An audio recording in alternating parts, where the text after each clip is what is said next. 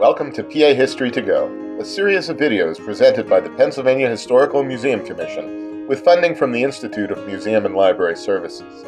These short videos, filmed at locations along the Pennsylvania Trails of History, serve to introduce virtual visitors to our sites as we explore the varied stories that make up Pennsylvania's rich history. Watch them all to learn about the people, places, industries, and events that make Pennsylvania so special.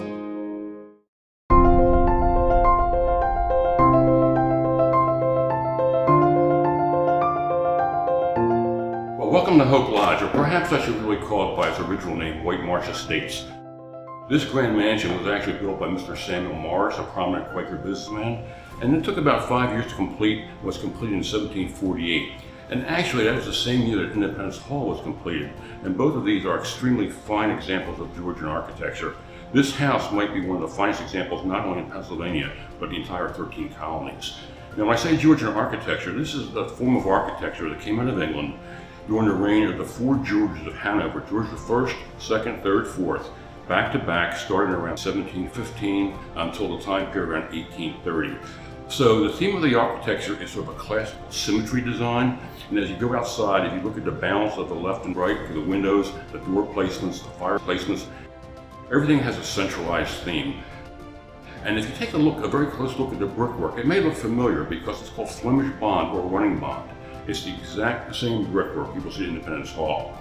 Not only is it the same brickwork, but most likely these bricks are actually local to this area. Germantown, which is only a few miles away, was one of the original brick-making capitals of this area. Because Philadelphia area between the Schuylkill and Delaware had extremely fine quantities of good quality clay. In addition to the brickwork being the same as Independence Hall, as you go through the house, you'll see that about 95% of the woodwork here, being ornate, is also original, including the unfinished floors we're currently standing on. If you take a look at pictures of Independence Hall, you will find the same floors, the same woodwork, and the same color scheme as you'll see here. And one particular thing I'd like to point out is if you look at the two front pillars, take a very close look at the marble fireplace surrounds.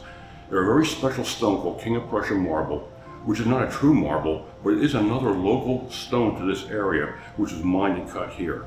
And these particular fireplace surrounds, as ornate as they are identical to the ones that you'll find at Independence Hall. So anytime you go through here, you see a color palette. This will be the original color that you would find in this house in 1748 when it was designed by Mr. Edmund Woolley and built by Mr. Samuel Morris.